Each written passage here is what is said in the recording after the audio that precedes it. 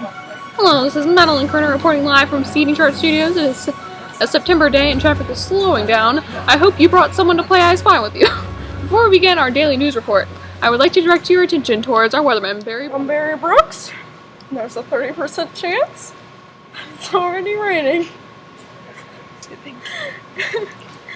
Thank you. Great weather, Barry. Thanks for that. Now our top story today. The aftermath of bleeding Kansas, a state in pain. Since our great nation has recently opened up Kansas and Nebraska to colonization and allowed popular sovereignty to decide whether they would be free states or slave states, many people from around the country have been migrating to Kansas to try and swing the vote towards free or slave. This has caused much conflict in the state and many battles between slaveholders and abolitionists. For reference, here is a map of various battles from the recent events.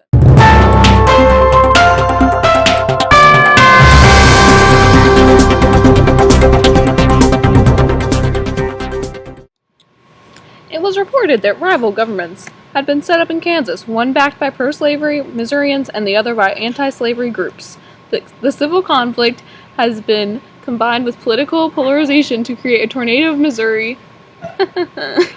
Pro-slavery and free state settlers have flooded into Kansas, trying to swing the decision. Violence soon followed. John Brown, whom we will be speaking with later, has been the most violent one of them all, killing many during his raid on Harper's Ferry. Now, John Brown on his thoughts of bleeding Kansas from his jail cell in the state penitentiary. Because slavery is still admitted in this country, and it is wrong, so very wrong. Mr. Brown, I would like to ask you some questions about bleeding Kansas and your involvement in these events. Go on. Mr. Brown, you are an abolitionist. Am I correct in saying that? Yes, you are correct. Slavery should be abolished. So, you went to Kansas to try and swing the popular sovereignty vote to free soil side? Of course, as should every other American who has any soul. When you arrived in Kansas, what did you proceed to do? I attacked every slave-supporting man that I saw. They are the children of the devil, and they should be condemned to an eternity in the underworld. What made you think that attacking innocent people was okay? Innocent people? They are the Antichrist. God sent me to this earth to dispose of people like them, so therefore I'm just following his plan for me and my sons. And you also wanted to start a slave rebellion, am I correct? Yes, I was so close, but the Pope got me. Me too. Well, any final words before we end our interview? Yes, those pro-slave loving venom fat kidney varlets will get this coming to them, and I will personally be sure of that. When I get out of here, you better run. You can run, but you can't hide, and I can run faster, so I'll get you. I have so many sons, and they will avenge me. Barry, cut the camera! Cut the camera! That's called nuts! Barry! Barry, cut the camera! Barry, cut it!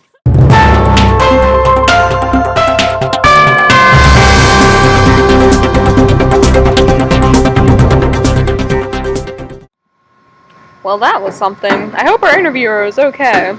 Anyways, we have another special guest today, and this time he isn't from a penitentiary. Please welcome special guest. For safety, since we do have John Brown in the studio, he has decided to hide his identity. So, yeah. Hello, special guest. Could you please tell us where you are from? So, Okay, well, could you give us your stance on slavery? pro. Okay, so you're pro-slavery. Good to know. Well, could you tell us why? Slavery equals money.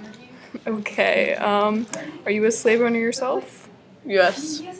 No. Maybe. Okay, so do you not own slaves? No. Comment. Okay, so did you move to Kansas recently? No. How come? Well, if Kansas becomes a slave state, then it could tip the balance of free and slave, thus for leading to many problems. Wow, that's the first real sentence I've gotten from you. Yes. Breaking news! After a bloody and brutal past day, the Battle of Antietam is finally over. This morning, both sides began to gather their wounded and bury their dead, therefore calling an end to the fighting. We take you now to cameraman for our on-scene report. Hello, Cameron. What's it like down there? Yes, it is a very sad and disturbing scene, but there is still hope. The battle is over. To recap what happened here, beginning early yesterday, September 17th, morning Union soldiers under the command of Generals Joseph Hooker, Joseph Mansfield, and Edward Sumner went into battle with Confederate troops under the command of General Robert E. Lee. Nearly 23,000 soldiers died, and the fighting went well into the night. Robert E. Lee and his troops are retreating back to the south. The Union is burying their dead. Anyways, this is an artist rendition of what the battle would have most likely looked like.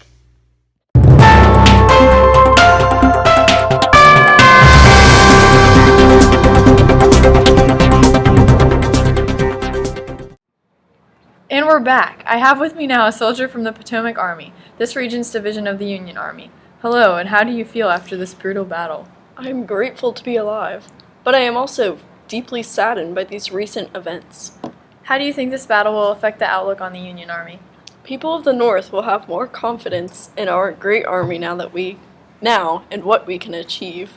I see. So what do you see in the future of the war? I see darkness, depression, death everywhere. This will only turn out bad. So many dead. So many. Hide your children. Get to the storm cellar. Nobody is safe. Okay, that's enough from you. After the commercial break, we will be back with a civilian who is nearby during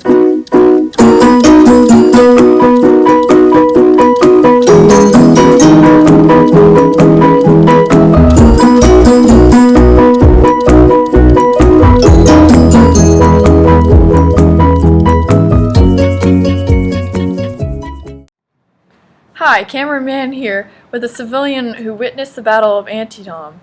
What do you think of the battle? Well, it was quite scary at first, hearing the gunshots and the bombs go off. But overall, I am proud of how the Potomac Army protected me from those heathens of the South. I see, and what about the death toll? What do you think about that? It is sad that all those people have to die. But if it is what will patch our nation back together, then it must be. Do you know anyone who is fighting in this war? Yes, actually. My brother is fighting somewhere around D.C. Love you, bro. My heart goes out to you. I did that in case he sees this.